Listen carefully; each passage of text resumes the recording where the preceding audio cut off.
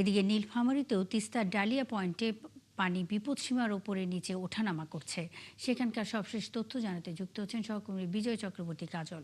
বিজয়, নদী তীরবর্তী কোনো এলাকায় বা পানি ঢুকেছে কিনা, কি জানিয়েছে পানি উন্নয়ন বোর্ড? মনি, প্রথমে জানিয়ে রাখি যে তিস্তার পানি আপনি জানেন যে গতকাল আ সন্ধ্যা ৬টায়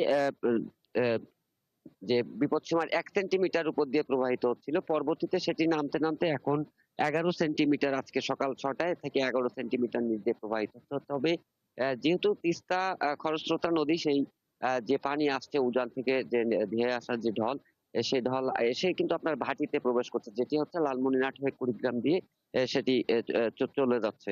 যার কারণে কিন্তু আপনার যে নীলফামারীর অংশে যে বন্যা সৃষ্টি হওয়ার যে শঙ্কা, সেটি কিন্তু নেই এখন পর্যন্ত। তবে পানি উন্নয়ন বোর্ডের সাথে যেটি আমরা কথা বলেছি, তারা যেটি জানিয়েছে যে যেহেতু উজানে এই মুহূর্তে বৃষ্টিপাত বন্ধ রয়েছে, যার কারণে কিন্তু আপনার নদীর পানি কিন্তু এই মুহূর্তে অ্যা যে স্বাভাবিকতা সেটি রয়েছে। যেহেতু বর্ষা মৌসুমে কিন্তু আপনার সবসময় তিস্তা ব্যারেজের যে জলকপাটগুলো রয়েছে, সেগুলি কিন্তু সবসময় খোলা রাখা হয়। কারণ হচ্ছে যে যেকোনো মুহূর্তে উজান থেকে ঢল আসতে পারে, যাতে ব্যারেজ সবসময় আপনার নিরাপদে থাকে এবং পানিটা যাতে দ্রুত সময়ের মধ্যে ভাটিতে প্রবেশ করানো যায়, সেই ব্যবস্থাটুকু কিন্তু আপনার আমাদের তিস্তা ব্যারেজ কর্তৃপক্ষ তারা কিন্তু সবসময় প্রস্তুত থাকে।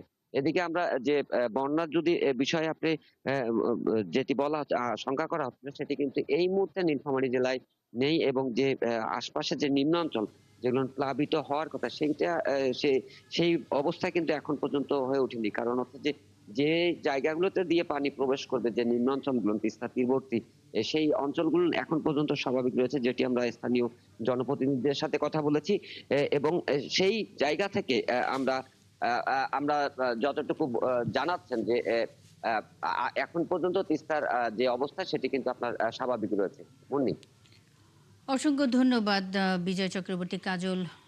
সঙ্গেই থাকবেন, নীলফামারী থেকে বিজয় চক্রবর্তী কাজল যুক্ত ছিলেন।